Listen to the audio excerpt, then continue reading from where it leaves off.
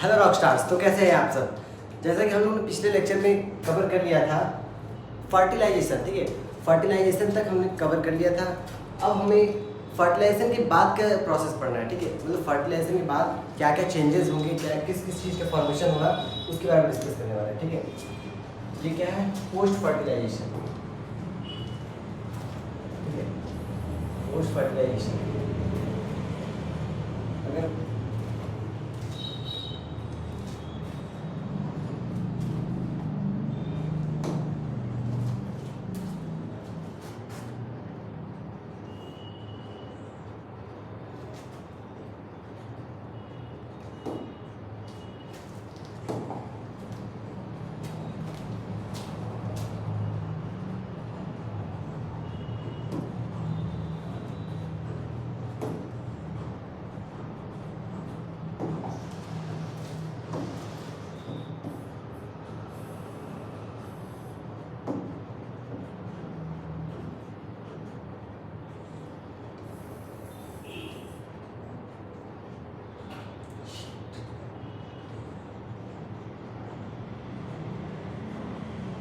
ठीक है,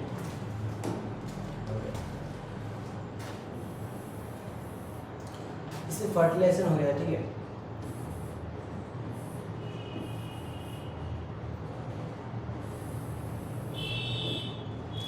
फर्टिलाइजेशन से पहले 7 cell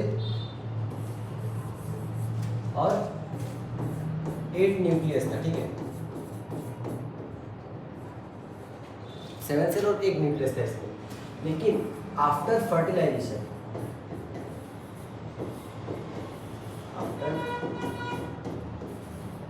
after fertilisation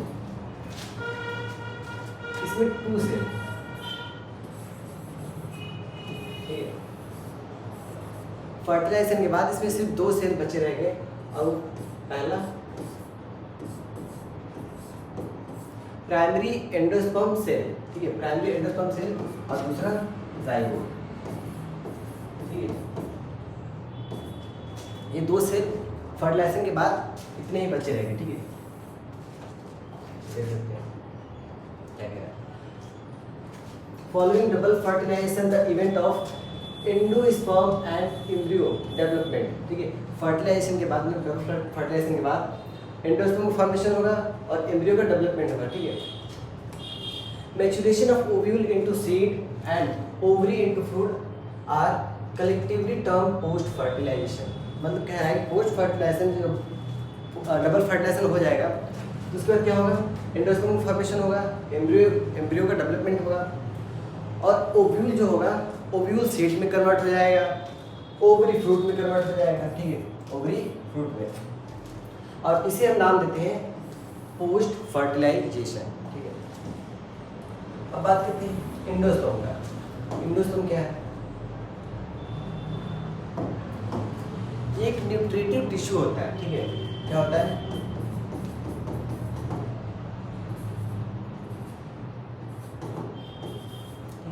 nutritive tissue होता है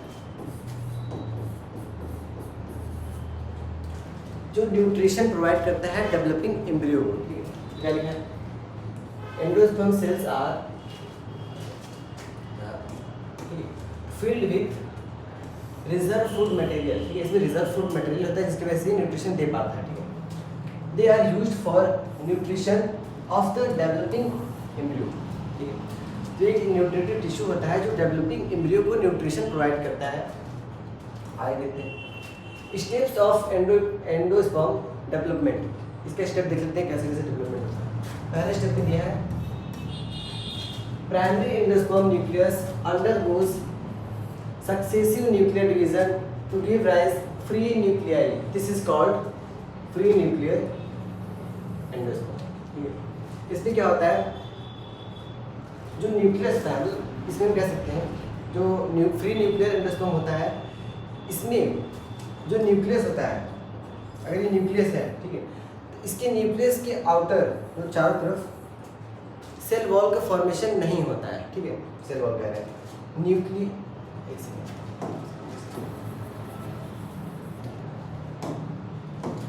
जो न्यूक्लियस होता है वो किसी भी तरीके के वॉल से कवर नहीं होता है, इसलिए उसको क्या कहते हैं, फ्री न्यूक्लियर, ठीक है, फ्री न्यूक्लियर।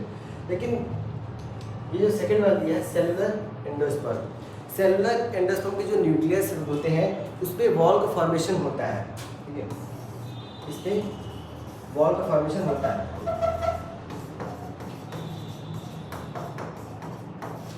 और इसमें वॉल का फॉर्मेशन नहीं होता है।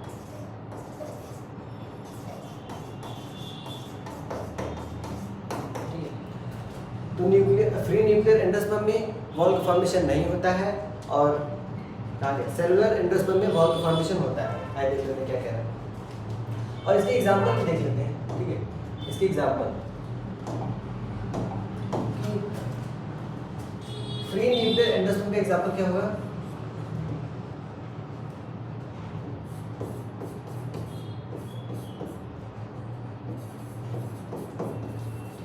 जो कोकोनट का जो वाटर होता है वो एक फ्री न्यूक्लियर एंडोस्पर्म का एग्जांपल होता है, ठीक है।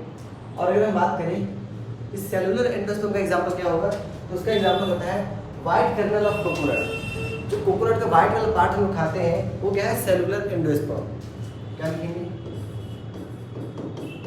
वाइट कर्नल ऑफ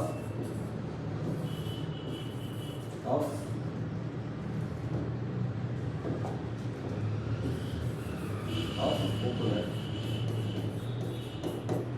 ठीक है, वाइट कर्नल ऑफ कोकोनट। तो अगर कोकोनट का वाटर देखें वो फ्री न्यूक्लियर एंडोस्पर्म है, और उसका वाइट वाला पार्ट हम देखें तो वो कैसा होता है, वो सेलुलर एंडोस्पर्म होता है।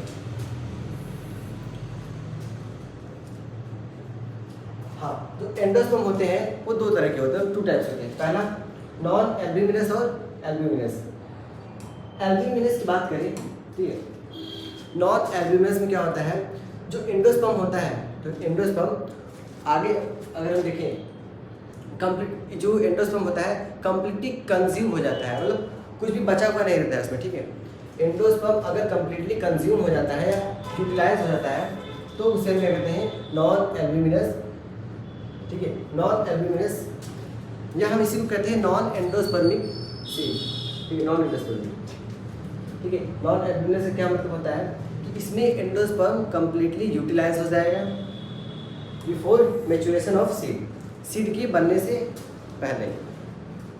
अब इसके एग्जांपल भी दिया है, पी हो गया और ग्राउंडनट, एक ऐसा एग्जांपल है कि नॉन एल्ब्यूमिनस की एग्जांपल है। Albuminous, a portion of endosperm remain in mature seed, ठीक है। एल्ब्यूमिनस में एंडोस्पर्म बचा रह जाता है, ठीक है, पूरी तरह से उसमें कंज्यूम या यूटिलाइज नहीं होता है, मतलब उसके कुछ पार्ट बचे रह जाते हैं, उसे हम लोग कहते हैं एल्ब्यूमिनस। और इसके एग्जांपल यहाँ दिया है, मेज हो गया, कैस्टर हो गया, ठीक है, और वीट, मेज और कैस्टर, ये एक एल्ब्यूमिनस सीड के एग्जांपल है, ठीक है, एल्ब्यूमिनस।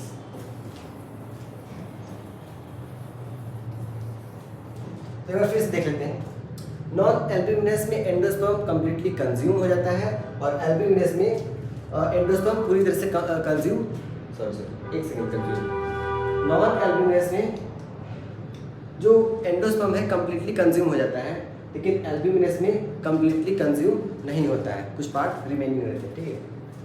आते हैं अगले स्लाइड। उसके बाद क्या है, एम्ब्रियोजेनी। एम्ब्रियोजेनी क्या होता है, early stage of embryo development, the zygote give rise to the pro-embryo and subsequently, ठीक है, subsequently to the globular heart shape and mature embryo। मतलब जब ये वो बताता है कि एम्ब्रियो का डेवलपमेंट किस तरीके से हो रहा है, कौन कौन से स्टेजेस आ रहे हैं, उसे क्या कहते हैं हम लोग, एम्ब्रियोजेनी। इसमें पहले जाइगोट, ठीक है, जाइगोट डिवाइड होता है, उसके बाद प्रो एम्ब्रियो का फॉर्मेशन होता है, देन ग्लोब्यूलर, उसके बाद हार्ट शेप एम्ब्रियो का फॉर्मेशन होता है, उसके बाद एम्ब्रियो का फॉर्मेशन होता है, ठीक है, एंड मैच्योर एम्ब्रियो, उसके बाद मैच्योर एम्ब्रियो हो जाता है।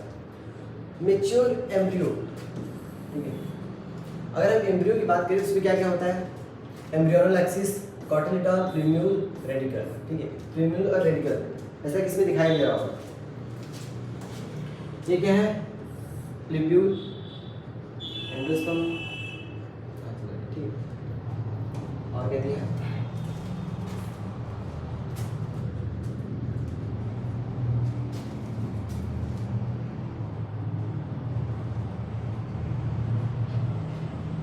ठीक है। जो प्लीब्यूल होता है, प्लीब्यूल और कॉटिलीडन, कॉटिलीडन क्या होता है, वो न्यूट्रिशन प्रोवाइड करता है क्योंकि उसमें रिजर्व फूड, मतलब उसमें रिजर्व होते हैं फूड, ठीक है, वो फूड का स्टोरेज करता है। और प्लीब्यूल क्या होता है, प्लीब्यूल तो सबको पता होगा, प्लीब्यूल से स्टेम का फॉर्मेशन होता है, ठीक है, प्लीब्यूल से स्टेम का फॉर्मेशन होता है और रेडिकल से रूट का फॉर्मेशन होता है, रेडिकल से रूट और प्लीब्यूल से स्टेम का फॉर्मेशन होता है।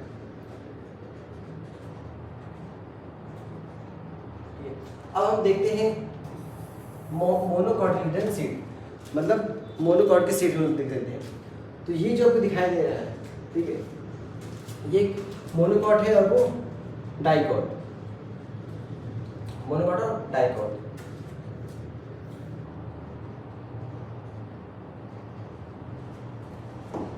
इसमें क्या होता है, एंडोस्पर्म होता है, ठीक है, एंडोस्पर्म होता है। यहाँ पर एक दिया होगा स्कूटेलम, ठीक है, स्कूटेलम, ये इसकी अगर डाइकोट की बात करें तो डाइकोट के कॉटिलीडन और स्कूटेलम, ये कॉटिलीडन और स्कूटेलम सेम होते हैं, ठीक है, बस इसी को हम लोग डाइकोट में कॉटिलीडन कहते हैं और मोनोकॉट में इसी को हम लोग स्कूटेलम कहते हैं, ठीक है। तो ये क्या है, ये मोनोकॉट का सीड है, ठीक है, मोनोकॉट और ये डाइकोट, मोनोकॉट और डाइकोट, मोनोकॉट और डाइकोट में बस इतना डिफरेंस, ठीक है। इसमें स्कूटेलम होता है और ये कॉटिलीडन होता है, दोनों का फंक्शन एक ही है। दोनों में क्या होता है, फूड रिजर्व होता है, क्या होता है, फूड रिजर्व, इसमें वही होता है, रिजर्व फूड होता है, और दोनों न्यूट्रिशन प्रोवाइड करने का काम करते हैं, ठीक है। और प्लीब्यूल, जैसा कि मैंने पहले बता चुका है, प्लीब्यूल से स्टेम का फॉर्मेशन होता है, ठीक है, प्लीब्यूल से स्टेम का फॉर्मेशन होता है और रेडिकल से रूट का फॉर्मेशन होता है, रेडिकल से रूट। और ये कोलियोरिजा है, कोलियोरिजा का मेन फंक्शन है प्रोवाइड प्रोटेक्शन,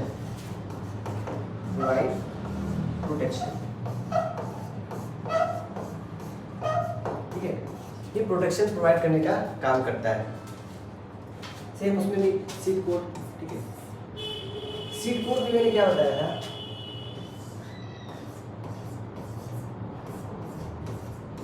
सीड कोट, ठीक है, सीड कोट में पहले तो क्या क्या इंक्लूड होता है, 3 चीजें, एंडोस्पर्म,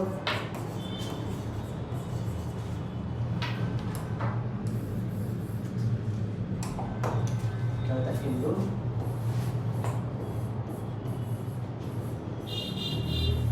कॉटिलीडन,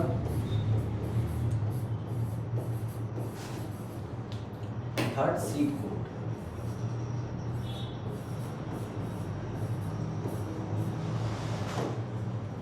ये सीड में इंक्लूड होता है, ठीक है। सीड में क्या क्या इंक्लूड होता है, एंडोस्पर्म, कॉटिलीडन और सीड कोट, ये सीड में इंक्लूड होता है। तो आगे वाले, ठीक है, इसमें क्या आता है, जो सीड की कवरिंग होती है मोनोकॉट में, ये जो कवरिंग होती है इसे हम कहते हैं एल्यूरॉन लेयर, एक लेयर दिखाई दे रही होगी यहाँ पर, ठीक है, ये जो लेयर है इसे हम कहते हैं एल्यूरॉन लेयर, ठीक है। आगे देख लेते हैं, सीड कंसिस्ट, अभी जैसे कि मैंने पहले बता चुका है वहाँ पर, यहाँ पर, ठीक है, सीड में क्या क्या चीज़ें होती हैं वह यहाँ पर है। और सीड कोट जो होता है डबल लेयर होता है, मतलब सीड कोट में 2 लेयर पाई जाती हैं, सीड कोट, ठीक है, सीड कोट एक आउटर होती कवरिंग और एक इनर। आउटर कवरिंग को टेस्टा कहते हैं और इनर कवरिंग को टेगुलेट, और इनर कवरिंग को टेगमेंट। ठीक है, ऐसा क्या दिखाई दे रहा है। जो टेस्टा होती है वो आउटर कवरिंग, मतलब आउटर बॉडी आउटर कवरिंग कहते हैं। टेगमेंट क्या है, इनर कवरिंग को हम टेगमेंट कहते हैं। और ये जो माइक्रोपाइल है ये क्या होता है, ये एक स्मॉल ओपनिंग होती है जो सीड को, अगर हम ये सीड है, ठीक है, अगर हम सीड मान लें तो एक स्मॉल ओपनिंग होती है जहाँ से सीड जर्मिनेट करता है। इस ओपनिंग वाले पार्ट को हम क्या कहते हैं, माइक्रोपाइल। यहाँ पर लिखा है small opening on seed coat facilitates entry of water and oxygen, मतलब ऑक्सीजन और वाटर की एंट्री को क्या करता है, गाइड करता है, या फिर कह सकते हैं उसके लिए रास्ता देता है। ठीक, हाइलम क्या होता है, अगर हम बात करें, ठीक है, ये माइक्रोपाइल था,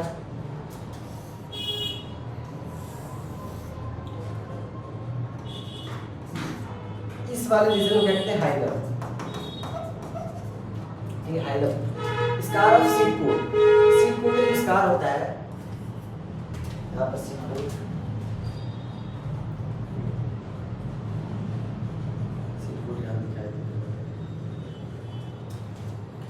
इस वाले रीजन को हम क्या कहते हैं, हाइलम। ठीक, उसके बाद कहते हैं पेरिस्पर्म। पेरिस्पर्म क्या होता है, अगर फर्टिलाइजेशन से पहले जो एंडो वो होता है न्यूसेलस, न्यूसेलस का कुछ पार्ट फर्टिलाइजेशन के बाद बच जाता है, उसी को हम लोग क्या कहते हैं, पेरिस्पर्म। ठीक है, तो क्या है, रिमेंट ऑफ न्यूसेलस दैट परसिस्टेंट। ठीक है, वही कह रहा है कि न्यूसेलस के कुछ पार्ट फर्टिलाइजेशन के बाद भी बचे हुए रह जाते हैं, उसे हम लोग क्या कहते हैं, पेरिस्पर्म। और ये किसमें दिखाया जाता है, इसके एग्जांपल है ब्लैक पेपर और बी, इन दोनों में पेरिस्पर्म होता है। अब यहाँ एक और टॉपिक आ गया है, डॉर्मेंसी। ठीक है, डॉर्मेंसी क्या होता है, ये एक ऐसा फेज या ऐसा स्टेज होता है जिसमें कोई भी सीड जर्मिनेट नहीं कर पाता है। ठीक है, जैसे हम कह सकते हैं इनएक्टिविटी स्टेज।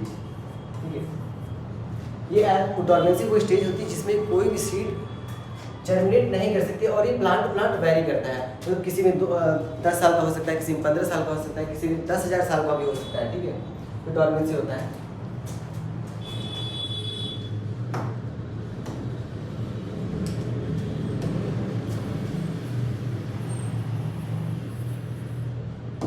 अगर डॉर्मेंसी की बात करें, एनसीईआरटी ने दिया है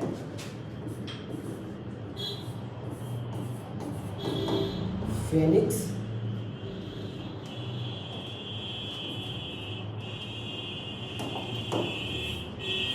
डेक्टाइलिफर।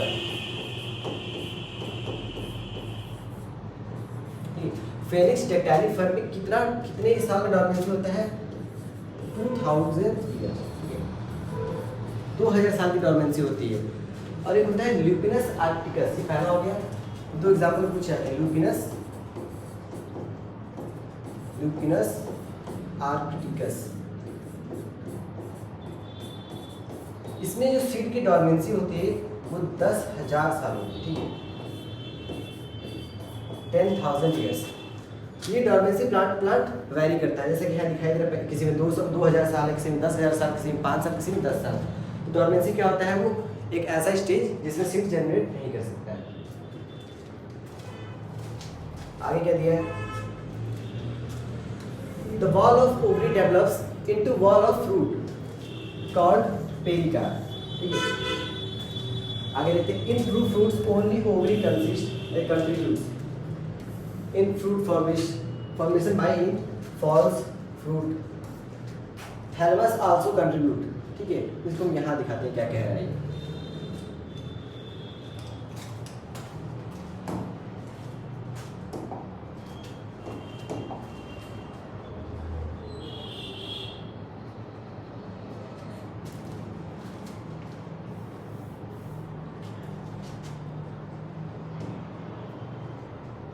यहाँ दिखाते हैं,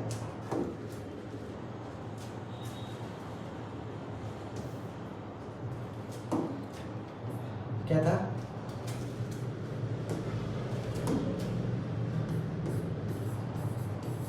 ट्रू फ्रूट। ठीक है, और फॉल्स फ्रूट।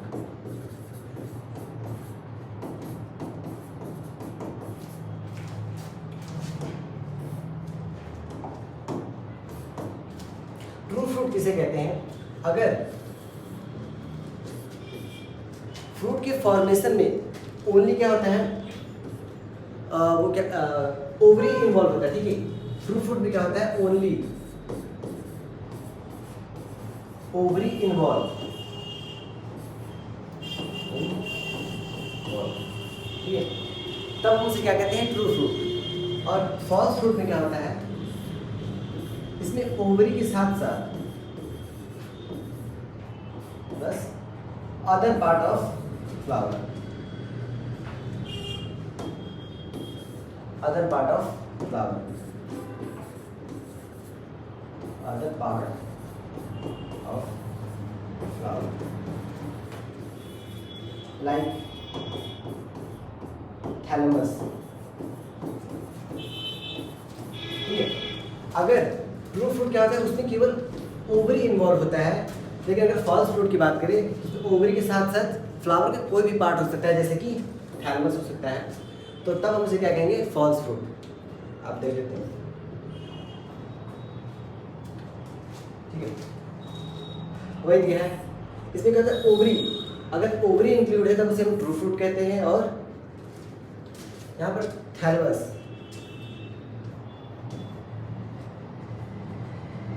ठीक है, अगर थैलेमस इंक्लूड है तब उसे क्या कहेंगे? False fruit. एक चीज और है, पेरिकार्प।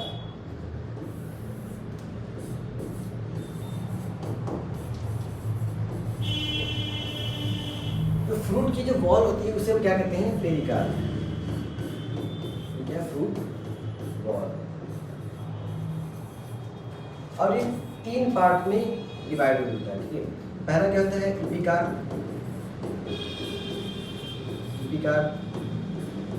मीसोकार्प और इंडोकार्प, ठीक है। तो फ्रूट की जो वॉल होती है उसे क्या कहते हैं? पेरिकार्प। और इसमें 3 पार्ट होते हैं, मतलब 3 लेयर होती है। पहला एपिकार्प, मीसोकार्प और इंडोकार्प, ठीक है। अब आगे देख लेते हैं एपोमिक्सिस।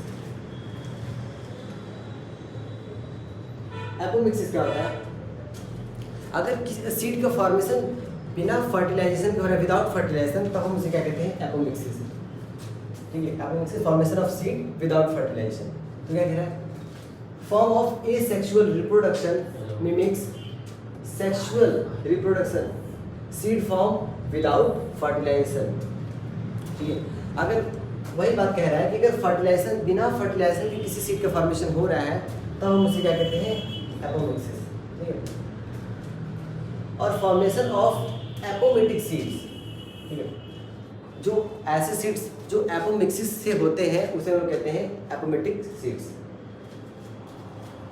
आगे क्या है?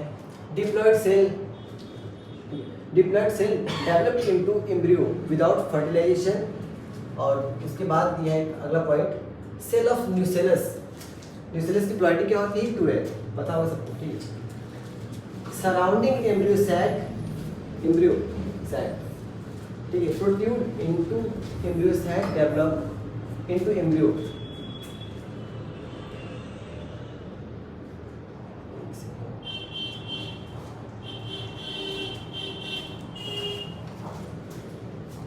डेवलप इनटू एम्ब्रियो, ठीक है। और इसका एग्जांपल क्या दिया है? Citrus and mango. सिट्रस किसे कहते हैं? जो भी खट्टे फल होते हैं, खट्टे फ्रूट्स होते हैं, उन्हें हम लोग क्या कहते हैं? सिट्रस। और साथ में मैंगो भी। अगला और लास्ट टॉपिक क्या आता है? लास्ट,